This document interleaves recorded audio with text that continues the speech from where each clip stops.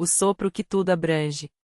Havia um homem que, após anos de busca, sentou-se à sombra de uma figueira antiga, onde o vento sussurrava entre as folhas como se carregasse segredos milenares.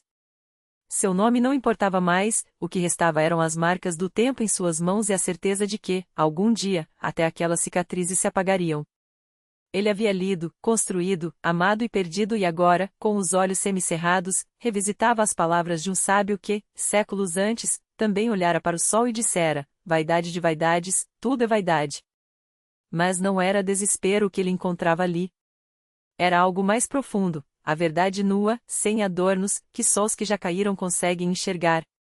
O primeiro ensinamento veio como um sopro: a vida é breve, mas não por isso sem significado.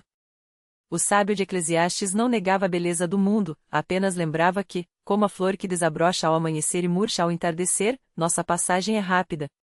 Mas era justamente essa fragilidade que tornava cada riso, cada lágrima, cada escolha um ato de coragem. O homem entendeu que não precisava ser eterno para ser importante. Em seguida, o trabalho não é um fim, mas um meio. Ele recordou as noites em claro, os projetos que consumiram sua juventude, a ilusão de que a próxima conquista finalmente o preencheria. Que proveito tem um homem de todo o seu trabalho? Ecoava a voz antiga. Não era um convite à preguiça, mas um chamado à sabedoria: trabalhar com as mãos, sim, mas sem deixar que o trabalho roube a alma. Plantar, colher, compartilhar e, no fim do dia, saber descansar. A alegria é um dom, não uma recompensa. Por anos, ele adiou a felicidade, acreditando que ela viria depois do sucesso, depois do casamento, depois da aposentadoria. Mas o sábio dizia: vai, come com alegria o teu pão, e bebe com coração contente o teu vinho. A vida não era um contrato onde a felicidade fosse o prêmio final, era um banquete ao qual ele já estava convidado, desde sempre. A justiça e a injustiça coexistem, e isso não invalida a luta pelo bem. Ele já havia se indignado com a crueldade do mundo, questionando por que os maus prosperavam enquanto os justos sofriam.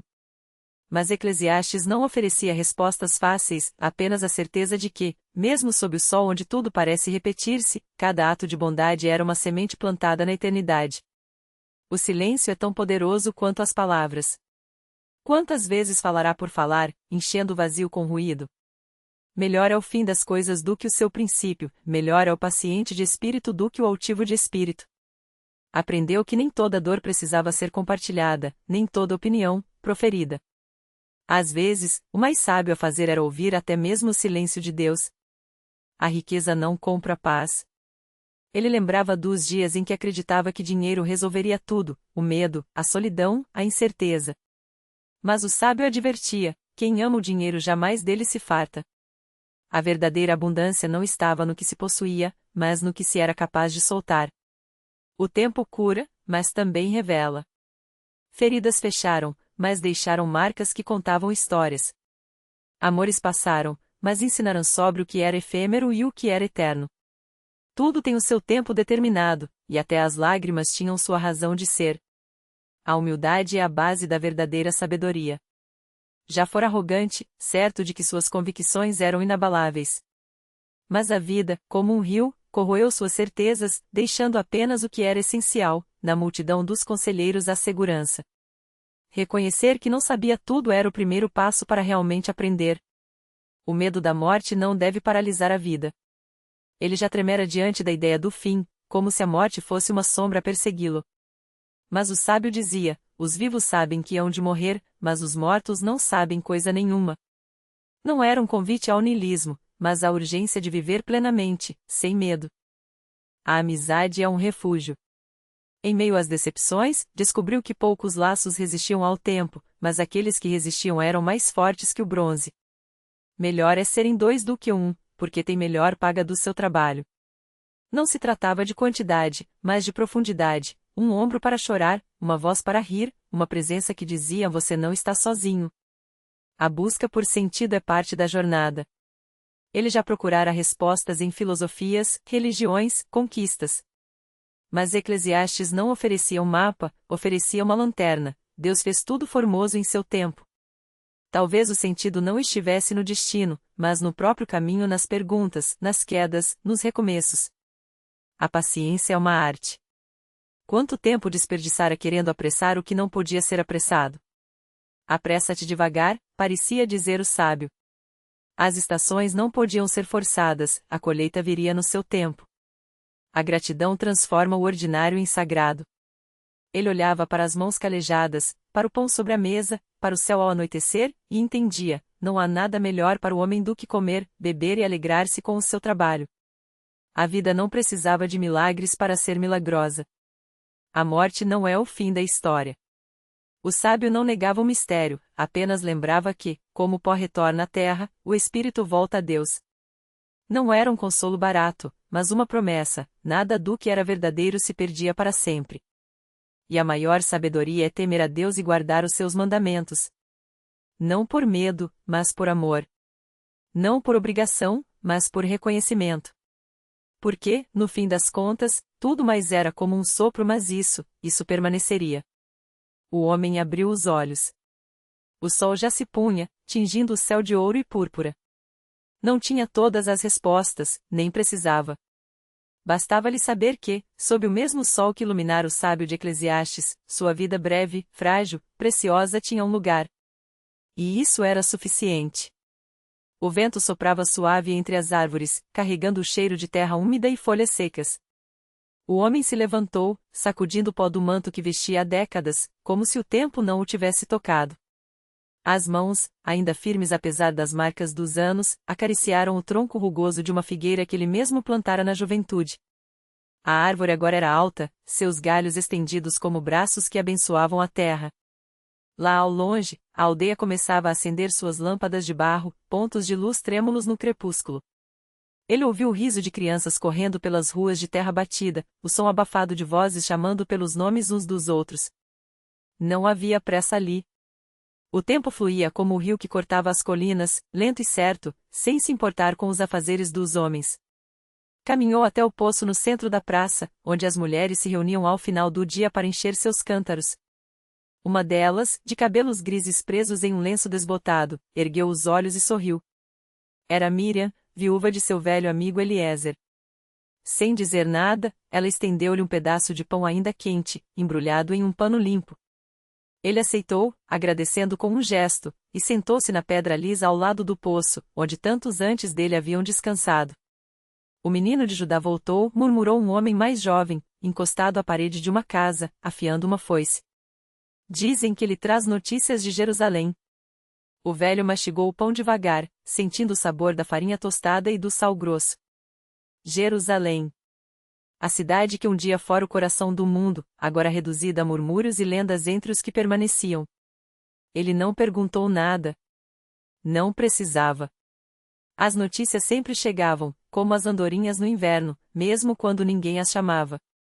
Uma criança, suja de poeira e com os joelhos esfolados, correu até ele e segurou sua mão. Avô, conte outra vez a história do rei que perdeu tudo e ganhou o céu. Ele riu baixo, passando os dedos pelo cabelo emaranhado do menino. Não era um rei, pequeno. Era apenas um homem. Como eu. Como você será. Mas ele era sábio. A sabedoria não é um trono, nem uma coroa. É uma semente. Apontou para a figueira. Você a planta, rega com lágrimas às vezes, e um dia ela dá frutos que nem você nem seus filhos colherão. Mas isso não importa. O menino franziu a testa, tentando entender. O velho não se importou. Algumas coisas levavam uma vida inteira para serem compreendidas se é que algum dia o eram. Quando a noite caiu de vez, ele se levantou e caminhou até os limites da aldeia, onde a terra se inclinava suavemente em direção ao vale. Ali, entre as pedras brancas que marcavam os que haviam partido, ele se ajoelhou. Não havia nomes gravados, apenas o conhecimento silencioso de quem havia sido amado. Vocês sabiam, sussurrou, como fazia todas as noites. Sempre souberam. O vento respondeu, movendo as ervas daninhas entre as lápides. Não havia tristeza em seu coração, apenas uma quietude profunda, como a de um campo após a colheita, quando a terra descansa antes de renascer. Ao voltar, a lua já brilhava sobre os telhados de palha. Dentro de sua casa modesta, a lamparina tremeluzia sobre a mesa de madeira gasta pelo tempo. Ele pegou um pergaminho amarelado, desdobrando-o com cuidado. As letras, traçadas a tinta há gerações, ainda falavam. Vanidade de vanidades, tudo é vanidade. Mas abaixo, em uma caligrafia trêmula que ele mesmo adicionara anos atrás, lia-se: exceto isto. E sorriu. Porque, no fim, era verdade. Exceto isto. Exceto o amor que persistia como raiz sob a neve. Exceto a fé que não precisava de provas. Exceto a esperança que, como o sol, sempre voltava a nascer. Deitou-se no leito estreito, ouvindo o canto dos grilos. Amanhã seria outro dia. E depois, outro. Até que não fosse. E mesmo assim, algo permaneceria. Fechar os olhos foi como mergulhar em um rio tranquilo, sabendo que a correnteza o levaria para onde precisava ir. Não havia medo. Nunca houve. Porque a história não terminava ali. Nunca terminava. O vento soprava suave pela janela entreaberta, trazendo o cheiro de terra úmida e flores noturnas.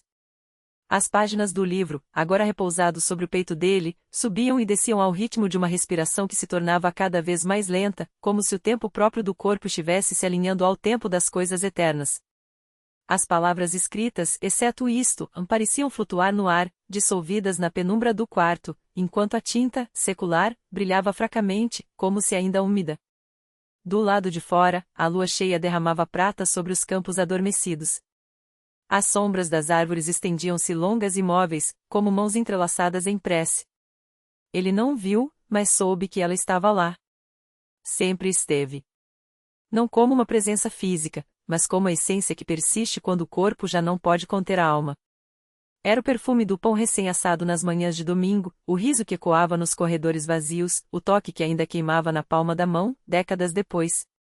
Exceto isto, repetiu em silêncio, e o quarto pareceu suspirar em resposta. Algo se moveu na escuridão. Não um ruído, mas uma perturbação no ar, como quando uma borboleta bate as asas perto demais do rosto. Ele não abriu os olhos. Não era necessário. Reconheceu o peso leve sobre a beira da cama, o calor que não aquecia, mas envolvia. Uma voz, ou o eco de uma voz, sussurrou palavras que não precisavam de som para serem compreendidas. Eram as mesmas que ela repetira no último instante, quando os dedos dela se entrelaçaram aos seus pela última vez: não é adeus. É só um pouco de silêncio. O livro sobre seu peito abriu-se sozinho, como se folheado por mãos invisíveis. As páginas viraram até uma em branco, no meio do volume, onde nunca houve escrita. E então, lentamente, letras começaram a surgir, traçadas por uma caligrafia que ele conhecia melhor do que a própria.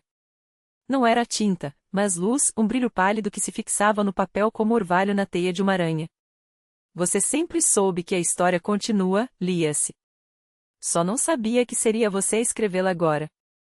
Ele sorriu novamente. Desta vez, o sorriso se estendeu além do rosto, permeando o quarto, a casa, a noite. Era o sorriso de quem finalmente entende que as coisas mais importantes nunca são ditas em voz alta. Quando o primeiro raio de sol tocou a janela, o leito estava vazio. Sobre o travesseiro, apenas o livro, aberto na página onde as palavras ainda reluziam, embora a tinta já não fosse necessária. Exceto isto, repetiam, enquanto o vento levava a última folha seca do outono para longe, como uma carta sem destino. E o mundo continuou. Como sempre continuou. Como sempre continuaria. A luz da manhã entrou pela janela entreaberta, deslizando sobre os móveis como um suspiro. O livro permanecia aberto, mas as palavras já não brilhavam. A tinta, agora comum, parecia ter absorvido toda a magia da noite anterior, como se o papel tivesse se saciado daquilo que não era seu. Só quem olhasse muito de perto notaria que as letras tremulavam levemente, como folhas ao vento, embora não houvesse vento algum no quarto. Lá fora, a cidade acordava sem perceber que algo havia mudado. As pessoas passavam pelas ruas com seus passos apressados, os pássaros repetiam os mesmos cantos de sempre, e o cheiro de pão fresco se misturava ao ar frio do início do inverno. Nada indicava que, em algum lugar entre os telhados e as nuvens, uma porta se abrirá onde antes não havia nem mesmo uma parede. Ele não estava mais ali. Não no sentido que os outros entenderiam. Seu corpo não deixará rastros, nem sombras, nem sequer a memória de um peso sobre o colchão. Mas se alguém prestasse atenção, e ninguém jamais prestava atenção do jeito certo, veria que as coisas ao redor haviam ganhado uma espécie de profundidade. As cores eram um pouco mais vivas, os sons um pouco mais nítidos, como se o mundo tivesse sido ajustado por mãos invisíveis, afinado para uma música que só ele poderia ouvir. O livro, porém, não estava sozinho. Sobre a mesa de cabeceira, onde antes só havia poeira, agora repousava uma caneta. Não era uma caneta comum, o cabo era de um marfim tão pálido que quase parecia translúcido, e a ponta, em vez de metal, era feita de algo que não refletia a luz, mas a engolia, como um pequeno buraco no tecido da realidade. Ao lado dela, um pedaço de papel em branco, dobrado ao meio, como se esperasse por algo. Ninguém tocaria naquele papel. Não naquele dia, nem no seguinte. A empregada que entrou para arrumar o quarto passaria os dedos sobre a mesa sem vê-lo, como se sua presença fosse um segredo guardado apenas para quem já conhecia a verdade. E a verdade, como sempre, era simples: algumas histórias não terminam. Elas apenas esperam. Dias depois, quando a lua voltou a estar cheia, o papel desapareceu. Não foi rasgado, nem queimado, nem levado pelo vento. Simplesmente deixou de estar ali, como se nunca tivesse existido. Mas no lugar onde antes repousava, uma única palavra surgiu na madeira da mesa, gravada sem tinta, sem sulco, como se tivesse brotado do próprio grão da madeira. Agora. E o mundo continuou. Como sempre continuou. Como sempre continuaria. Só que, desta vez, algo havia começado. A palavra permaneceu ali, imóvel, enquanto as semanas se desdobravam em rotina. A empregada, ao passar o pano sobre a mesa, sentia um leve formigamento nos dedos, como se a madeira respirasse. Não mencionou a ninguém. Algumas coisas são melhor guardadas no silêncio, e ela, que já havia visto sombras dançarem nos cantos dos quartos vazios, sabia reconhecer um aviso quando o via. Na cidade, o relógio da praça central parou às 3h27 da madrugada, horário em que ninguém estava acordado para testemunhar. Os ponteiros congelaram-se sobre o número 12, como se o tempo tivesse hesitado antes de prosseguir. Os moradores só notaram ao meio-dia, quando o sol já estava alto e o calor fazia ondular o asfalto. Alguns riram, outros resmungaram sobre a preguiça do concerto, mas ninguém se ofereceu para subir na torre e ajustar as engrenagens. Enquanto isso, nas margens do rio que cortava a cidade, um homem de sobretudo cinza observava a água correr. Não havia calor suficiente para justificar o casaco, mas ele o usava como se carregasse algo dentro das dobras do tecido, algo que não podia ser visto, apenas pressentido. Seus dedos, finos e pálidos, brincavam com um objeto pequeno e metálico, uma chave que não abria nenhuma porta conhecida. Ele não se surpreendeu quando a criança apareceu ao seu lado. Uma menina de não mais que 10 anos, vestida com um vestido desbotado e sapatos que já haviam sido de outra pessoa. Ela não falou. Apenas estendeu a mão, aberta, como quem oferece ou pede algo.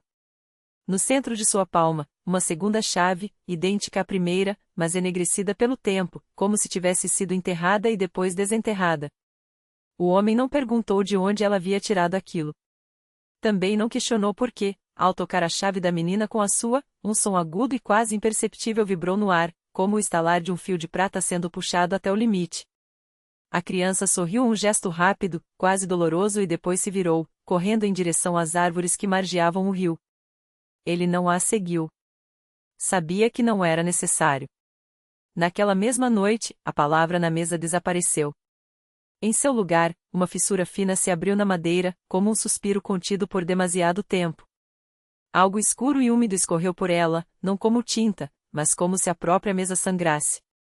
O líquido formou letras que secaram instantaneamente, deixando para trás uma frase que não estava em nenhum idioma conhecido, mas que, ainda assim, fazia os olhos ardarem ao lê-la. O que foi dado não pode ser devolvido. Só pode ser pago. E então, pela primeira vez em décadas, a casa gemeu. Não o rangido habitual das madeiras velhas, mas um som profundo, como se as paredes estivessem se esticando, despertando de um sono que durará mais que vidas. No porão, onde ninguém entrava há anos, uma porta que não deveria existir rangeu nos gonzos, revelando um corredor estreito que descia em espiral, como a concha de um caracol. Lá embaixo, algo respirava. Devagar. Pacientemente. Esperando.